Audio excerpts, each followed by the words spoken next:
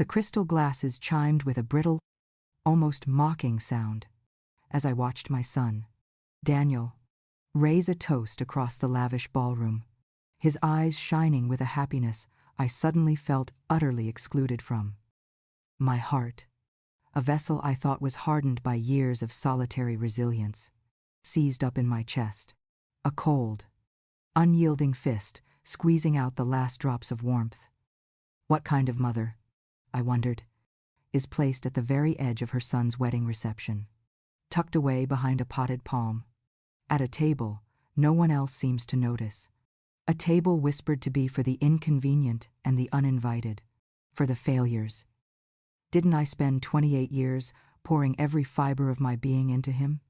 Every dream, every penny, every sleepless night, just for this moment of public banishment, of being made to feel like a forgotten relic. Was this truly the sum total of my sacrifice? To watch my world unfold from the shadows, utterly erased from the very narrative I had meticulously crafted for so long. My gaze drifted across the ballroom, a kaleidoscope of glittering chandeliers and silk draperies, a scene of opulent celebration designed for everyone but me. The air was thick with the scent of lilies and expensive perfume, a stark contrast to the stale loneliness that clung to my table like a shroud. This was my son's wedding day, the day I had dreamt of since he was a small boy, imagining myself beaming with pride, surrounded by loved ones, perhaps even sharing a dance with him as a nod to our journey together. Instead, I sat at a small, round table, shrouded in a linen cloth that felt unusually coarse, not the fine silk of the main tables. My place card, handwritten in a rushed, almost dismissive script, simply read Evelyn, without the mother of the groom that adorned the cards of the groom's father and his new wife at the head table, a glaring omission that stung more than a direct insult. This was the infamous failures table I had heard whispered about during the frantic wedding preparations, a place reserved for distant relatives, last-minute additions, or, as it turned out, the mother of the groom, if she happened to be a single, the middle-aged woman whose presence might somehow dim the dazzling sheen of the bride's perfect day. The other occupants of my table were an eclectic, awkward mix. There was a great-aunt, twice removed, who looked perpetually confused, a cousin I hadn't seen in decades who seemed more interested in his phone than in human interaction, and a distant colleague of Daniel's, a young woman whose eyes darted around the room with an air of profound boredom. No one spoke. A heavy silence punctuated only by the clinking of cutlery from the more boisterous tables closer to the stage. It was a silence that screamed louder than any shout, a silence that amplified the thumping ache in my chest. Daniel, my son, my only child, had always been my anchor, my reason, my greatest joy. From the moment he was born, a tiny, squalling bundle in my arms, I had promised him the world, even though my own world had just been shattered by his father's sudden departure. I worked tirelessly, 2 jobs most of the time, scrubbing floors, balancing books, anything to keep a roof over our heads and food on our table. I sacrificed my youth, my dreams of further education, my hopes for a new relationship, all for him. We had our struggles, our arguments, our moments of despair, but through it all, there was an unbreakable bond, a shared history of 2 against the world. Or so I had thought. His fiancée, now his wife, Clara, was a creature of exquisite, almost intimidating beauty. She was slender, with long, raven hair and eyes that sparkled with an ambition I had initially admired. Clara came from a family of wealth and influence, a world far removed from my modest existence. When Daniel first introduced us, I had felt a flicker of apprehension, a sense that I might not be polished enough, sophisticated enough, to fit into her pristine world. But I pushed those feelings aside, focusing on Daniel's happiness. He was deeply in love, radiant, and that was all that truly mattered. The first subtle signs of her disdain had been easy to dismiss. Little comments about my quaint apartment, suggestions that I update my wardrobe, her subtle eye rolls whenever I spoke of my job as a bookkeeper. I told myself it was just a cultural difference, a generational gap. But then came the wedding planning.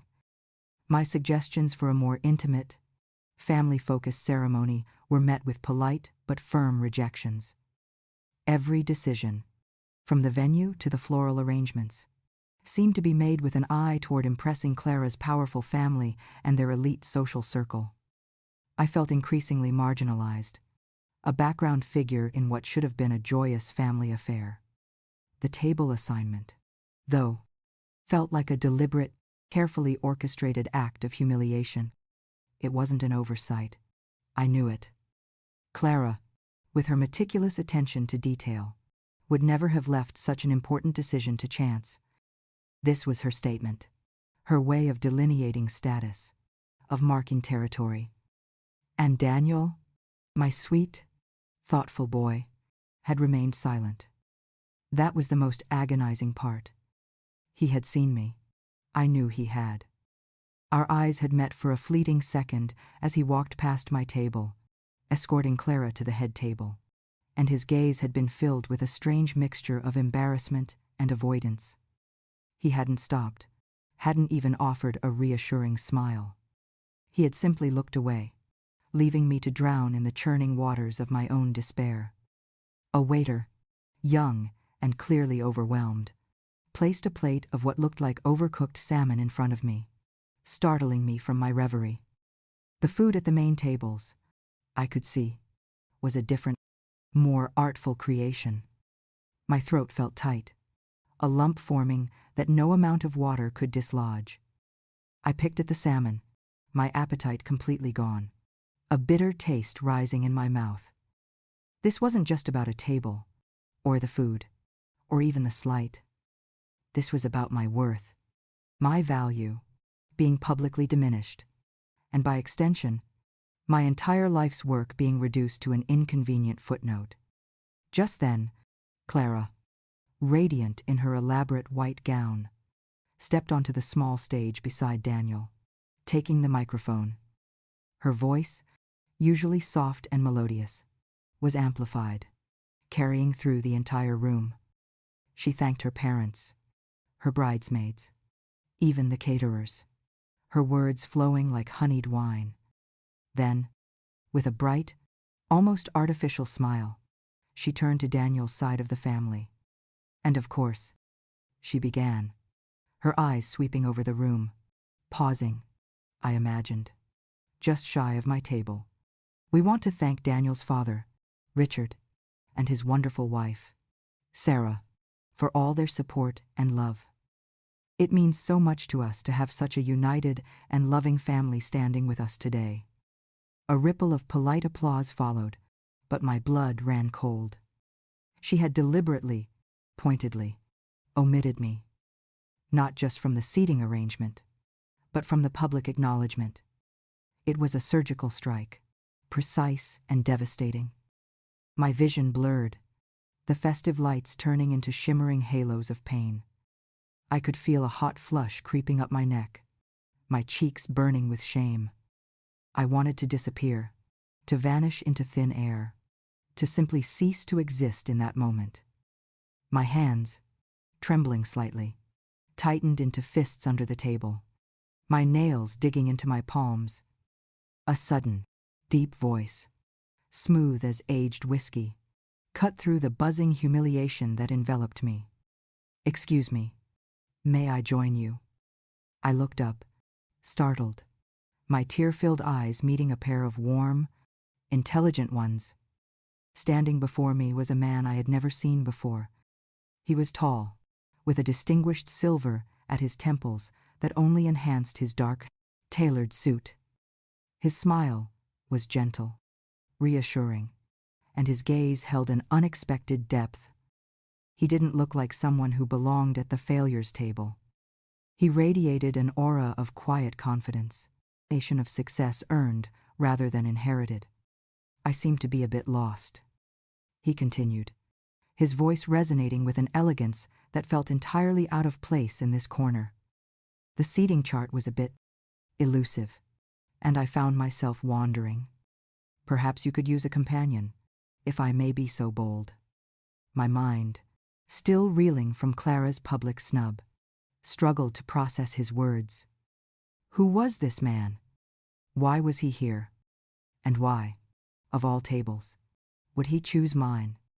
I don't think I know you, I managed, my voice barely a whisper, hoarse with unshed tears. He chuckled softly, a pleasant, low sound. My apologies. My dear. Allow me to introduce myself. My name is Alexander Hayes. I'm an old family friend of Daniel's, though I haven't seen him in years. And you are, if I may be so presumptuous, the radiant mother of the groom. His eyes, a shade of warm hazel, sparkled with an uncanny understanding, a knowing compassion that instantly disarmed me. I believe we're both rather misplaced. Wouldn't you agree? My heart gave a strange lurch. Radiant. No one had called me radiant in years. And certainly not today. His words, though simple, felt like a balm on my raw, exposed wounds. He pulled out the empty chair beside me. An unspoken invitation. A gentle challenge to my self-imposed isolation. I hesitated for a moment, my mind racing. Should I politely decline? Should I cling to my misery? Or should I, for once, accept a lifeline offered by a complete stranger? Evelyn. I finally managed, extending a slightly trembling hand. Evelyn Reed. He took my hand, his grip firm and warm. A startling connection in a night of disconnect. A pleasure, Evelyn, he said, his smile widening, and in that moment, a tiny, almost imperceptible spark of hope ignited within me. Perhaps, just perhaps, this night wouldn't be entirely defined by shame. A thought-provoking question lingered in the back of my mind. Could a simple act of kindness truly alter the trajectory of such a painful evening, or was it merely a temporary reprieve from an inescapable humiliation? Alexander settled into the chair beside me, his presence immediately shifting the atmosphere of our forlorn table. The great aunt looked up, briefly curious, and the phone-obsessed cousin even glanced over, a flicker of interest in his eyes. Alexander's mere presence had imbued our corner with a strange, undeniable gravity.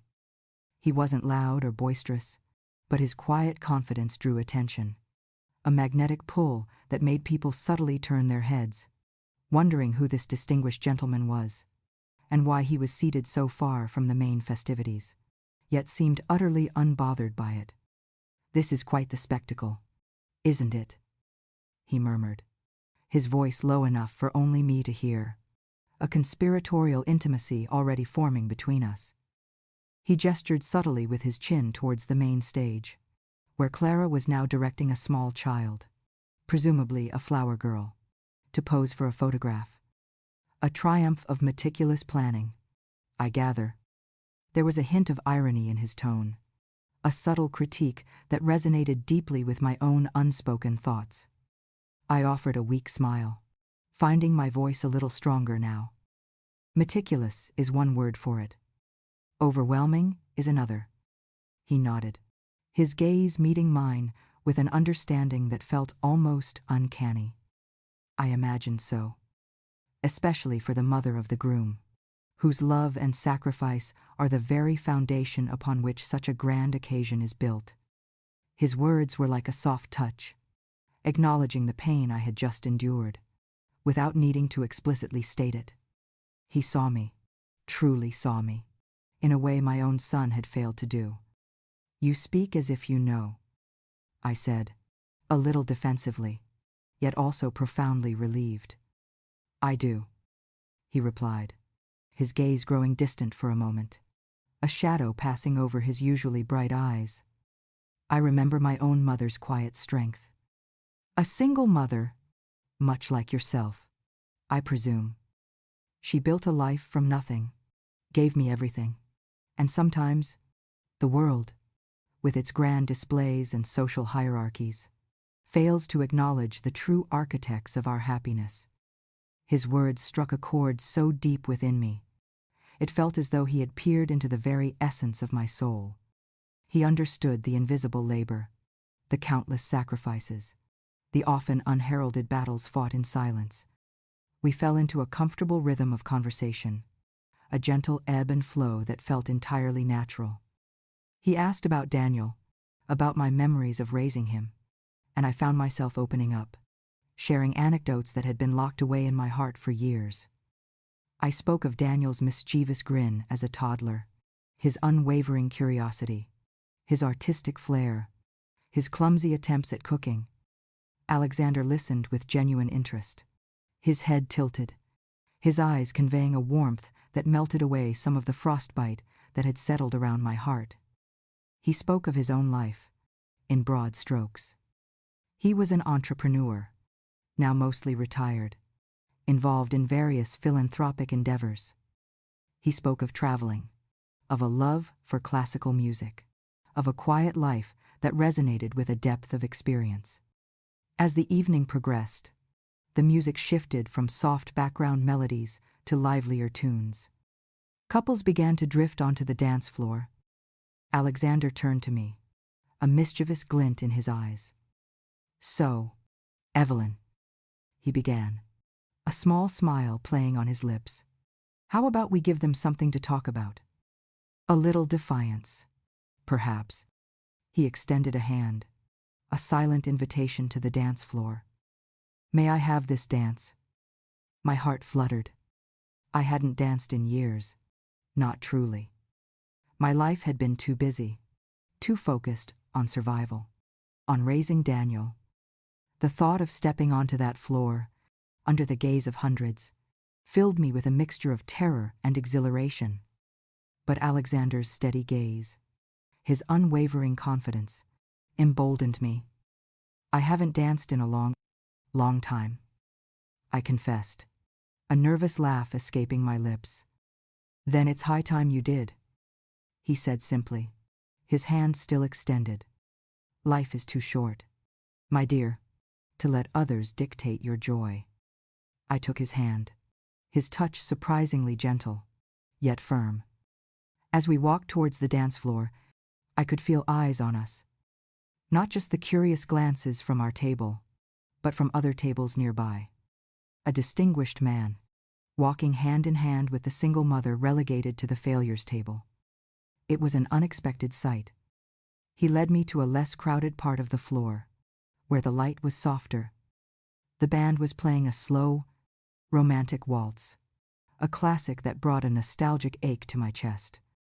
He placed one hand gently on my waist, the other holding my hand, and guided me into the rhythm. He was an excellent dancer, graceful and confident, and I found myself following his lead with surprising ease. My initial awkwardness quickly melted away, replaced by a lightness I hadn't felt in years. As we glided across the floor, I caught a glimpse of Daniel. He was standing near the head table, talking to Clara, but his eyes were fixed on us.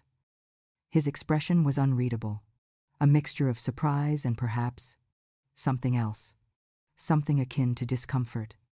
Clara, too, had noticed. Her usually composed features were now clouded with a flicker of annoyance, her perfect smile tightening at the corners. The sight of her irritation, instead of making me feel guilty, brought a strange, almost satisfying surge of defiance. Alexander leaned in, his voice a warm whisper near my ear. "You see, Evelyn, sometimes the most profound statements are made without a single word. Your dignity, your grace, they speak volumes." We danced for what felt like an eternity, losing ourselves in the music and the unexpected camaraderie. Other couples joined the floor, and soon, we were just two figures in a sea of dancers. Yet our connection felt unique, a secret language spoken through steps and glances. The conversation flowed effortlessly between us, about the music, about the absurdity of social conventions, about life itself. I found myself laughing, a genuine, unforced laugh that surprised even myself. As the waltz ended, Alexander gently guided me off the dance floor, but instead of returning to our secluded table, he led me towards a slightly more prominent area, closer to the main thoroughfare of the reception. He held my hand for a moment longer than strictly necessary, his thumb gently stroking the back of my hand. A small, comforting gesture. Suddenly, Clara's voice, sharp and laced with thinly veiled disapproval, cut through the air. She had approached us, her perfect smile now a strained grimace. "Well, Mother Reed," she began, her eyes darting between Alexander and me. "It seems you've found yourself a dance partner. A rather unexpected one." Her tone was dripping with condescension, a clear insinuation that I was out of my element. Or perhaps, out of line. "May I ask who this gentleman is? I don't recall seeing him on our guest list." Alexander, without missing a beat, stepped slightly forward, his posture radiating calm authority. He extended a hand to Clara, his smile unwavering, but his eyes held a steeliness that belied his pleasant demeanor. "Alexander Hayes," he stated, his voice even and clear, "a long-time acquaintance of Daniel's, though I regret we haven't formally met before. Mrs. Thompson." He used her maiden name, a subtle but significant choice, stripping her of the newly acquired Mrs. Reed title and, by extension, her assumed authority over me. Clara, momentarily flustered by his unexpected formality, hesitated. "Well, Mr. Hayes," she said, recovering quickly, though a slight flush crept up her neck. "It's certainly a surprise to see you. I must confess, our seating arrangements were quite specific, designed to ensure everyone felt comfortable in their designated place." Her gaze flickered to me, a pointed message, a reminder of my designated place at the far end of the ballroom. Alexander's smile never faltered, but his eyes narrowed imperceptibly. "Indeed, Mrs. Thompson, seating arrangements can be quite telling, can't they? Sometimes they reflect hospitality, sometimes strategy, and sometimes, regrettably, a rather transparent attempt to delineate social strata." His voice remained calm, but each word was delivered with the precision of a surgeon's scalpel, cutting through Clara's carefully constructed facade. A stunned silence fell over the small group that had gathered, drawn by the unexpected confrontation. Daniel, having just approached, now stood beside Clara, his face a mask of confusion and growing alarm. Alexander turned his gaze directly to Daniel, his voice now imbued with a quiet power that commanded attention. "Daniel, my boy, it's good to see you again. You've grown into a fine young man. However," he paused, letting the weight of his next words settle, "I must confess, I'm rather perplexed by certain choices made today. Your mother, Evelyn, a woman of immense strength, grace, and unwavering devotion, who single-handedly raised you, sacrificed her own dreams for yours, and tirelessly nurtured your path to success, has been placed at a table designated, by all appearances, for those deemed somehow less worthy." He gestured towards my original table, still half hidden behind the palm. A table, if I may be so blunt, that seems to scream unimportant. And then, to add insult to injury, to be publicly omitted from any acknowledgement during your wife's gracious, though perhaps selective, toast. Is this, Daniel, truly the way a son honors the woman who gave him everything? The air crackled with tension. Clara's face had gone pale, her jaw clenched, her eyes darting nervously towards her parents, who were now openly staring. Daniel, my son, stood frozen, his eyes wide with a dawning horror, a mixture of shame and disbelief washing over his features. The silence was deafening, broken only by the distant hum of the band. Such actions, Daniel, Alexander continued, his voice softer now, but no less impactful, do not diminish your mother's worth. They diminish the character of those who orchestrate them. True elegance, true class, lies not in the display of wealth or the meticulous adherence to social codes, but in kindness, respect, and the recognition of quiet sacrifice. He turned to me, his gaze full of warmth and pride. Evelyn, you are a woman of immense dignity. Your strength is a beacon. And anyone who fails to see that, frankly, is missing the point entirely. My eyes were filled with tears again, but this time, they were tears of overwhelming gratitude, of vindication. It was as if a crushing weight had been lifted from my shoulders. A lifetime of silent battles finally acknowledged, finally seen. Daniel, finally breaking his stunned silence, took a shaky step forward. His voice was hoarse, filled with a raw, undeniable pain. "Mom," he choked out, his eyes locking onto mine.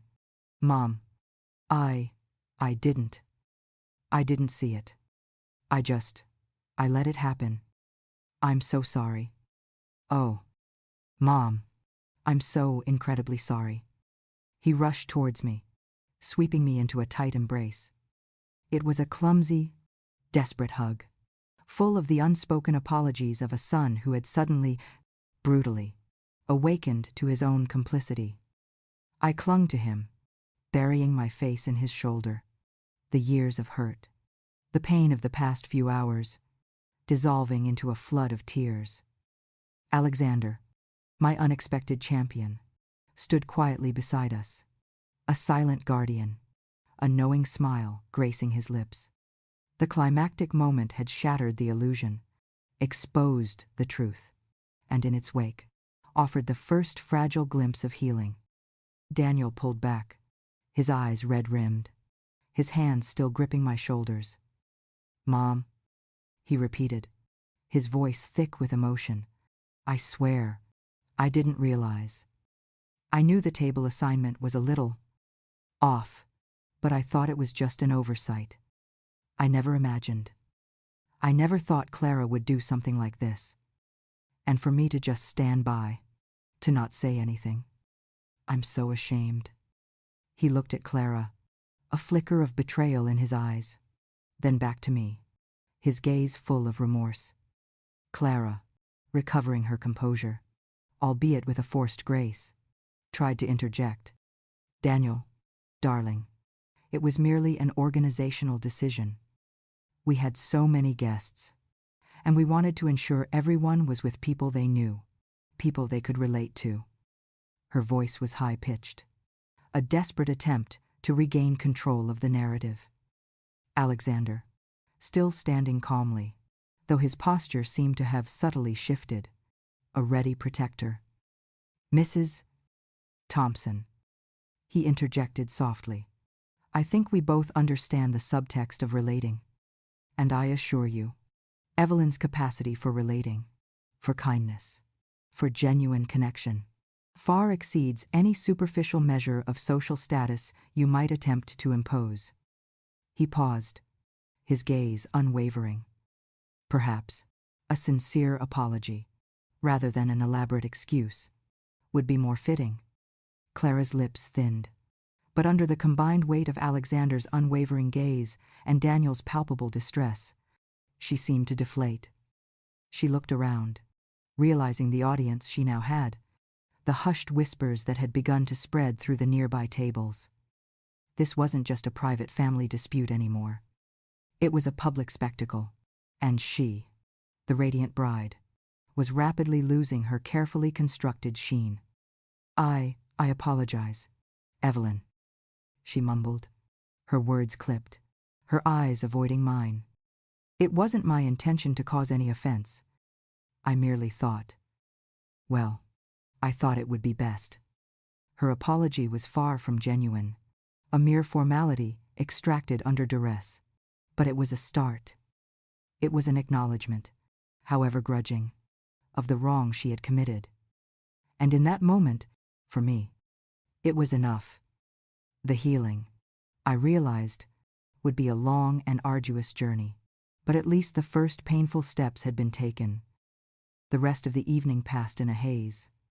Daniel, clearly chastened, spent the remainder of the reception by my side, or at least within close proximity.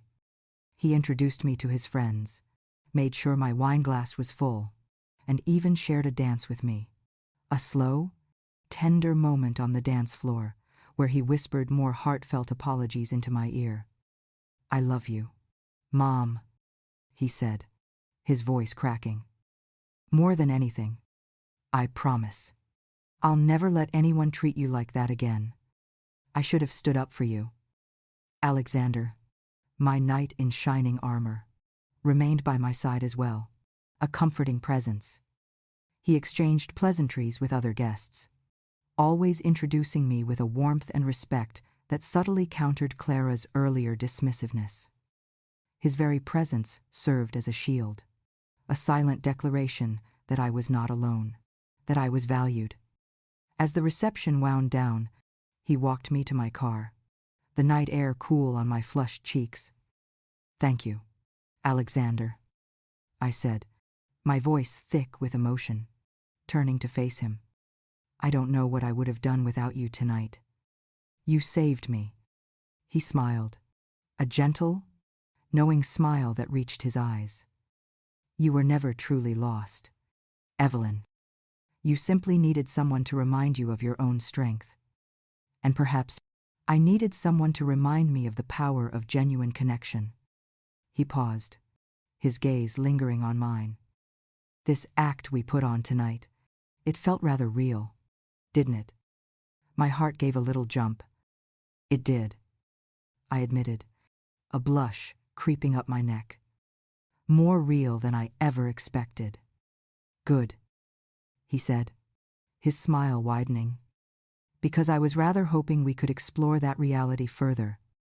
Would you, Evelyn Reed, do me the honor of allowing me to take you out for dinner sometime? Perhaps a place where the seating arrangements are a little less fraught." I laughed, a genuine, joyful sound that bubbled up from deep within me.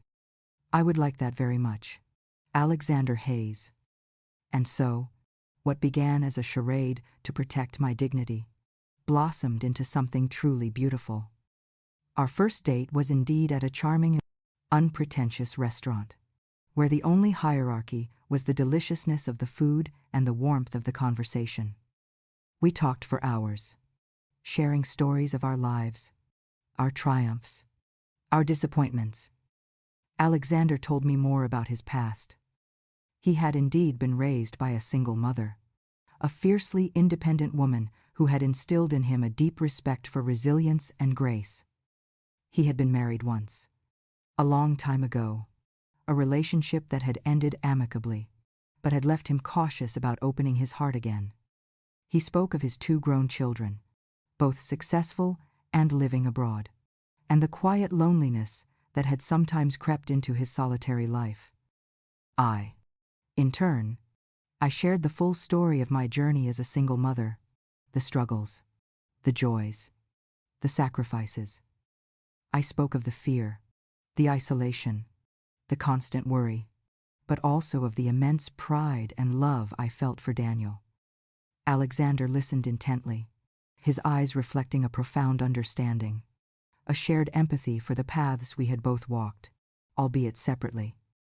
There was an ease between us, a comfortable silence that spoke volumes, a sense of having finally found someone who truly understood, truly saw, the quiet depths of our experiences. Our dates continued, each one deepening our connection. We explored art galleries, attended classical concerts, walked along the beach at sunset, sharing dreams and fears that had remained unspoken for years.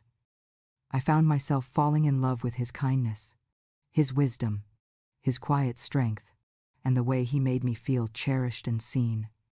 He, in turn, told me he admired my resilience, my unwavering spirit, and the warmth of my heart. It was a love that felt mature, grounded, built on mutual respect and shared understanding. A love I never thought I would find again. Meanwhile, the dynamic with Daniel and Clara slowly, painfully, began to shift. Daniel, truly remorseful, made a concerted effort to mend our relationship. He visited me often, called regularly, and actively sought my advice on things, something he hadn't done in years. He confessed that Clara's family had put immense pressure on them to maintain a certain image, to curate every detail of the wedding to reflect their status, and that he had, in his desire to please Clara and fit into her world, allowed himself to be swept along, losing sight of what truly mattered. Clara, initially resentful, slowly softened. Perhaps it was Daniel's unwavering defense of me. Perhaps it was the quiet dignity with which Alexander and I conducted ourselves. Or perhaps it was the subtle shift in the social dynamics of her own circle, where the story of the mystery man at the wedding had become a topic of intrigued discussion. Whatever the reason, she eventually sought me out, not with a forced apology, but with a more genuine, albeit still somewhat awkward, attempt at reconciliation. One afternoon, she came to my apartment, a nervous fidgeting in her hands. "Evelyn," she began, her voice softer than I had ever heard it. "I've been doing a lot of thinking. About the wedding, about what Alexander said, and about Daniel. I was wrong. I let my desire for a perfect wedding overshadow what was truly important. I was so focused on appearances, on impressing my family, that I lost sight of human decency. I truly regret how I treated you. It was cruel, and it was unfair. I hope, in time, you can forgive me." Her words, raw and unadorned, struck a chord. I saw in her eyes a flicker of vulnerability, a glimpse of the young woman Daniel had fallen in love with, rather than the polished, ambitious persona she usually presented. I didn't respond immediately. I looked at her, at the genuine remorse in her gaze, and felt a quiet release. "Clara," I said, my voice gentle, "what you did hurt me deeply. But I believe in second chances. I believe in growth. And I believe in family. If you're willing to make amends, truly, then I'm willing to try." From that day forward, our relationship, though never without its occasional bumps, began to heal. Clara made an effort to include me, to listen, to show genuine interest in my life. She even started asking me for recipes, a small but significant gesture of connection. The family, once fractured by pride and unspoken resentments, slowly began to knit itself back together, stitch by painful stitch. We learned to communicate, to respect each other's differences, and to appreciate the unique contributions each of us brought to the family tapestry. A year after Daniel's wedding, a year filled with unexpected joy and profound personal growth, Alexander and I stood on a sun-drenched beach, exchanging vows. It was a small, intimate ceremony, just our closest family and friends. Daniel, beaming with pride, stood as Alexander's best man. Clara, elegant and genuinely happy for us, helped me arrange my simple, beautiful dress. My heart, once a bruised and battered vessel, now swelled with a happiness so profound. It felt as though every scar had finally healed. Finding love in my 50s, after years of believing that chapter of my life was closed, was a testament to the unexpected turns life could take, to the power of resilience and the courage to remain open to possibility. Alexander, my beloved husband, became the steady, loving presence I had unknowingly craved for so long. We built a beautiful life together, filled with shared adventures, quiet evenings, and an enduring sense of gratitude for the second chance we had both been given. Many years later, our family welcomed its newest member, A tiny, a squalling bundle of joy, Daniel and Clara's first child. When Daniel called me, his voice choked with tears of happiness, to tell me they had named their daughter Evelyn, after me, my heart overflowed. It wasn't just a name. It was an acknowledgement, a tribute, a profound act of love and respect that transcended all the past hurts. It was a testament to the fact that self-respect, kindness, and unwavering grace could indeed reverse humiliation, that the sweetest revenge was simply living a life filled with happiness, being recognized for your true worth, and ultimately, healing the fractured relationships that once threatened to define you. My granddaughter, little Evelyn, was born into a family that, through its own trials and errors, had learned the invaluable lesson of love, forgiveness, and the enduring power of connection. And in her bright, innocent eyes, I saw not just my own reflection, but the hopeful future of a family finally whole.